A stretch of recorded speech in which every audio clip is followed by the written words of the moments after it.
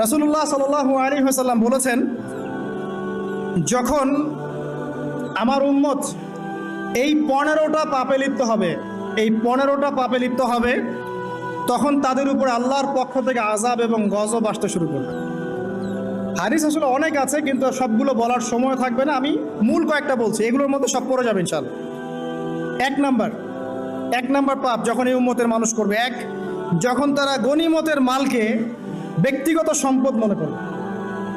গনিমতের মাল বোঝেন? রাষ্ট্রীয় সম্পদ, পাবলিক প্রপার্টি, এটাকে যখন মানুষ ব্যক্তিগত সম্পদ মনে করে ব্যবহার করা শুরু করবে। এটা কি মিল পাওয়া যায়? আচ্ছা। 2 নাম্বার, যখন কারো কাছে আমানত রাখা হবে, আমানত, এবং সে এটাকে ব্যক্তিগত সম্পদ মনে করবে। বুঝতে পারছেন? আমানত রেখেছে, এটা খেয়ানত না করাটাই কর্তব্য, কিন্তু এটাকে যখন ব্যক্তিগত সম্পদের মতো মানুষ ইউজ করবে, শেষ করে ফেলবে, নষ্ট করে ফেলবে, তখন আল্লাহর আযাব আসবে।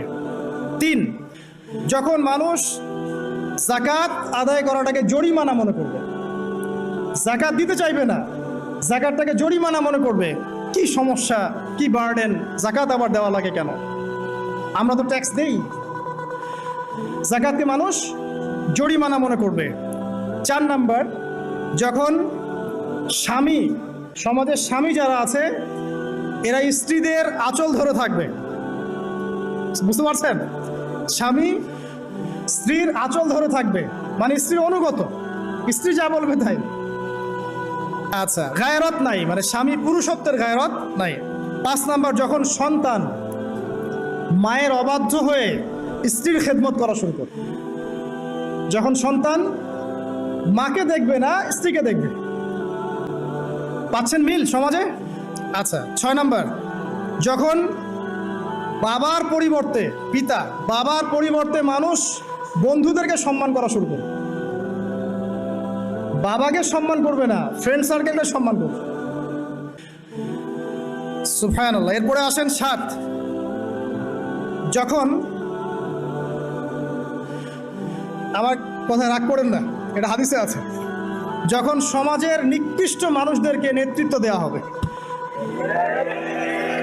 এটা হাদিসে আছে। সমাজের নিকৃষ্ট মানুষকে যখন নেতৃত্বের আসনে বসাবে মানুষ, তখন সমাজে আল্লাহর গজব আসবে।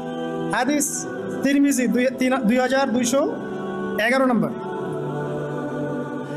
এরপরে 8, নবী সাল্লাল্লাহু আলাইহি ওয়াসাল্লাম বলছেন, যখন কোনো ব্যক্তিকে সম্মান করা হবে তার টর্চার থেকে বাঁচার জন্য। যখন কোনো মানুষের সম্মান করা হবে তার শাস্তি থেকে বাঁচার জন্য, মানে মানুষ মন থেকে সম্মান আসছে না, ভয়ে আপনি সম্মান করছেন। এই অবস্থা যখন আসবে, তখন আল্লাহর আযাব আসবে। তারপরে 9, যখন মসজিদের মধ্যে, দেখবেন অনেক মসজিদ আছে বাংলাদেশে, মসজিদের মধ্যে হট্টগোল বেড়ে যাবে। মসজিদের মধ্যে হট্টগোল বেড়ে যাবে, আর মসজিদগুলো হবে চাকচিক্যময়, হেদায়েত উঠে যাবে। মসজিদ হবে চকচকা, তাজমহলের মতো এক একটা, কিন্তু হেদায়েত উঠে যাবে, মসজিদে হট্টগোল বেড়ে যাবে। 11, যখন পুরুষেরা রেশমি কাপড় পরবে, পুরুষেরা সিল্কের রেশমি কাপড় পরবে। পুরুষের জন্য স্বর্ণ আর রেশমি কাপড় পরা হারাম। এখন পুরুষের অনেকে স্বর্ণ পরে, রেশমি কাপড়ও পরে, এটা মহিলাদের জন্য জায়েজ। এরপরে 12, যখন প্রকাশ্যে মদ্যপান করা হবে, আর মদ্যপানের মধ্যে ভাই সিগারেটও পড়ে, আপনার গাঁজা, ইয়াবা সবই পড়ে। এবং লাস্টের 2টা হচ্ছে 13, যখন বাদ্যযন্ত্রের সংখ্যা বেড়ে যাবে, বাদ্যযন্ত্রের চর্চা বেড়ে যাবে। এবং সর্বশেষ,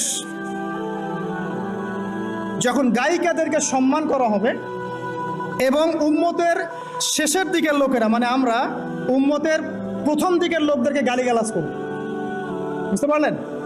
যখন মাদকদ্রব্য প্রকাশ্যে পান করা হবে, যখন আপনার রেশমি কাপড় পুরুষেরা পরবে, যখন বাদ্যযন্ত্র তৈরি করা হবে, চর্চা করা হবে, এবং গায়িকাদেরকে সম্মান করা হবে, এবং যখন এই উম্মতের শেষের মানুষেরা উম্মতের প্রথম দিকের মানুষদেরকে গালিগালাজ করবে। সাহাবীরা কি জানতো? আয়েশা রাদিয়াল্লাহু আনহার চরিত্র অমুক ছিল, এই ছিল, সেই ছিল, ইত্যাদি। নাউযুবিল্লাহ। এই কথাগুলো এখন আসে না। এই হাদিসে যে 15টা পয়েন্ট আছে, আমি বেশি হাদিস আনি নাই, আমি নিজে পড়েছি সবগুলোই, কিন্তু আনিনি বেশি হাদিস, এতগুলো বলার সময় নাই। এই একটা হাদিস কি যথেষ্ট না?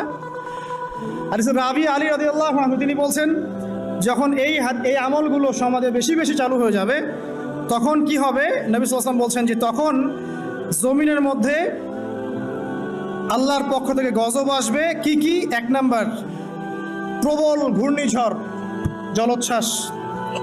2, আগুনও বর্ষণ হতে পারে, হাদিসে আসছে। 3, ভূমিকম্প হবে বেশি বেশি। 4, মানুষের আকৃতি পরিবর্তন হয়ে যাবে, মানুষের আকৃতি পরিবর্তন হয়ে যাবে। এই হাদিসটা আমি আপনাদের জন্য এনেছিলাম।